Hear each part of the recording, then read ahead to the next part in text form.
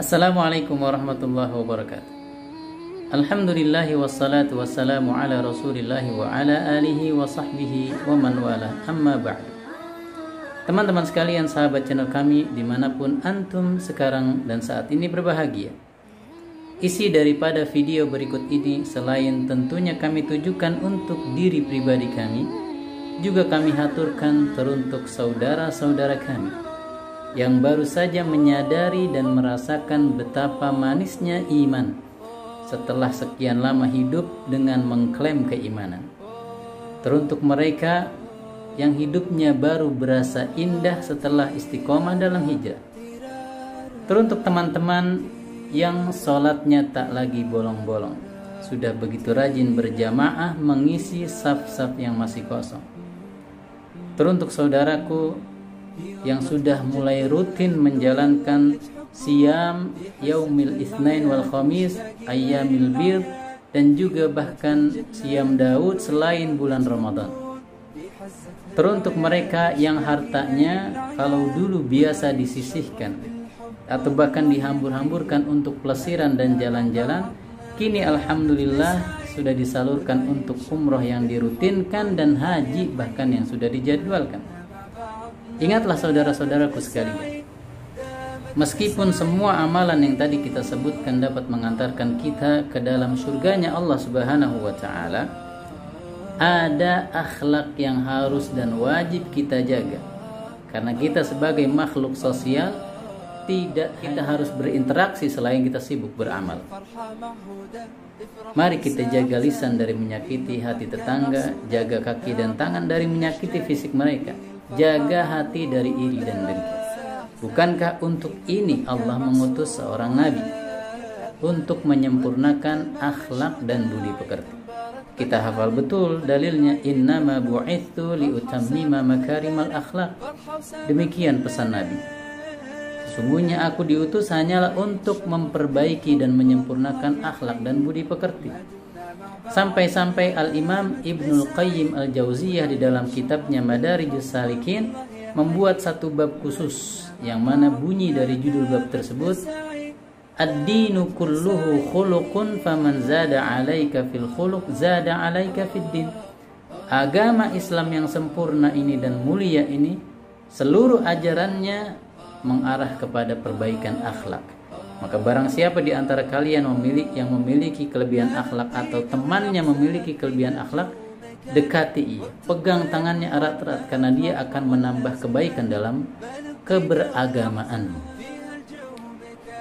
Bukankah sholat 5 waktu yang Allah fardukan tidak lain agar kita dan saudara-saudara kita terhindar dari menjadi pelaku atau korban daripada perbuatan keji dan kemungkaran? Dalam surat Al-Ankabut ayat 45 Allah mengingatkan, "Watlu ma uhiya ilaika minal kitab wa aqimis salata innas salata tanha 'anil fahsya'i wal munkar." Dan bacakanlah wahai Muhammad kepada mereka apa-apa yang diwahyukan kepadamu berupa Al-Qur'an, dan dirikanlah salat karena sesungguhnya ia dapat mencegah kita dan mereka dari berbuat keji dan kemungkaran. Dan bukankah Allah syariahkan berpuasa di bulan Ramadan tidak lain agar kita dan juga mereka, sekali lagi, terhindar dari kecewa akibat sakit hati sebab daripada atau akibat daripada janji palsu dan kedustaan. Oleh karena itu Nabi sabdakan dalam riwayat Al-Imamul Bukhari, "Man lam yada' qaula zur wal amala bihi falaysa lillahi hajatun fi an yada'a ta'amahu wa syarabahu." Bagi siapa yang belum mampu atau tidak mau enggan untuk meninggalkan kebiasaan dusta dalam ucapan dan perbuatan, maka sungguh Allah tidak butuh untuk dia meninggalkan makanan dan minuman. Dan lupakah kita bahwa dengan menunaikan zakat yang Allah perintahkan, khudh min amwalihim shadaqatan tutahhiruhum wa tuzakkihim biha wa shalli 'alaihim inna salataka sakanun lahum. Ambillah wahai Muhammad dengan syariatku harta dari sebagian harta mereka sebagai bentuk pembayaran zakat. Untuk apa? Untuk satu, membersihkan diri ini dari berbagai macam keburukan. Setelah bersih dari keburukan, barulah ditingkatkan potensi-potensi keutamaan dan kebaikan. Itulah makna daripada at-taharah dalam ayat ini dan at-tazkiyah. At-taharah di sini maknanya adalah at-takhliyah anis sayyiat, melepaskan, membuang segala macam bentuk keburukan. Kemudian at-tazkiyah, mensucikannya, meningkatkan potensi keutamaan dan kebaikan. At-tahliyah bil fadail wal hasanat, berhias diri dengan kebaikan dan keutamaan. Dan juga kita pasti ingat tujuan daripada disyariahkannya haji. Di dalam pelaksanaan haji Allah larang kita untuk apa? Fala rafatha wala fusuqa wala jidala fil haji. Tidak ada ar-rafath. Ar-rafath makna aslinya adalah al-jima' wa muqaddimatuhu qawliyatan kanat aw fi'liyah. Persetubuhan dan berbagai macam muqaddimahnya, pembukaannya, baik ucapan maupun perilaku. Namun ar-rafath di sini juga maknanya adalah al-kalamul fahish, ucapan-ucapan keji dan buruk, yang tentu ini adalah bagian daripada akhlak. Kemudian al-fusuq, jamak daripada al-fisq, yang merupakan al-ma'asi kulluha, segala macam maksiat dan berbagai macam bentuk dan variasinya harus kita tinggalkan, baik dalam saat melaksanakan haji dan sesudahnya, agar menjadi manusia yang baik akhlaknya.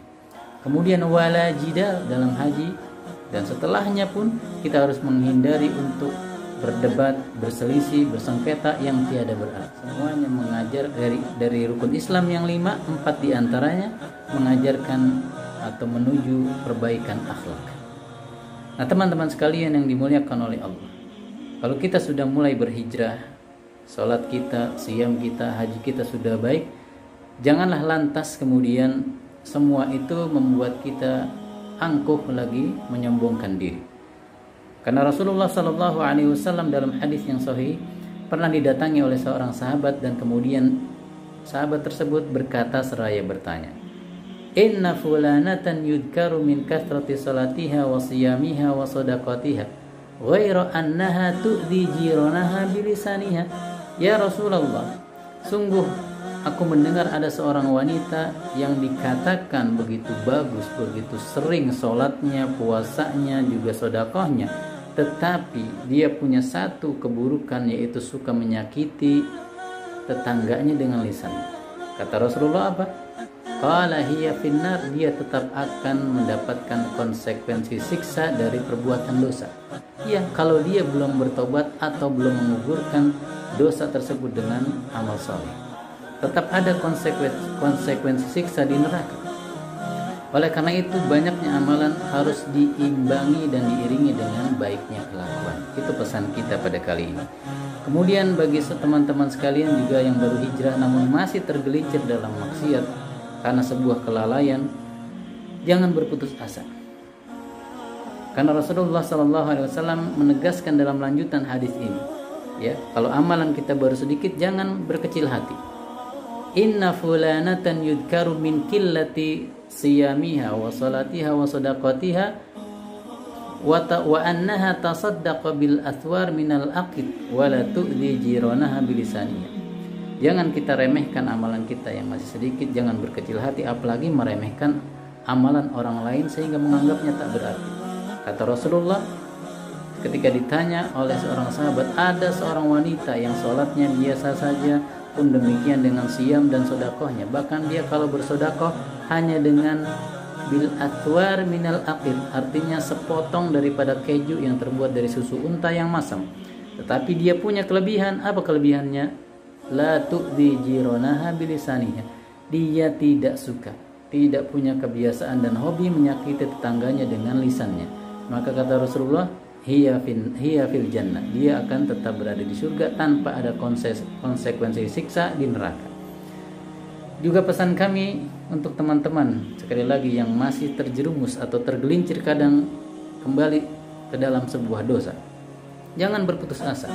Selama ada azam yang kuat untuk bertobat dan berhijrah, maka ingat sabda Rasulullah yang berikut ini, inna rajulan kana yaqumu bil lail fa idza asbaha sara.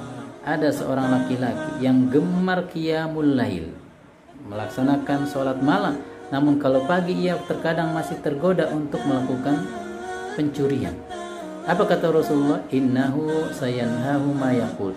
Dia akan terhenti sendiri dengan sholatnya selama dia bersungguh-sungguh untuk berhijrah dan bertobat kepada Allah.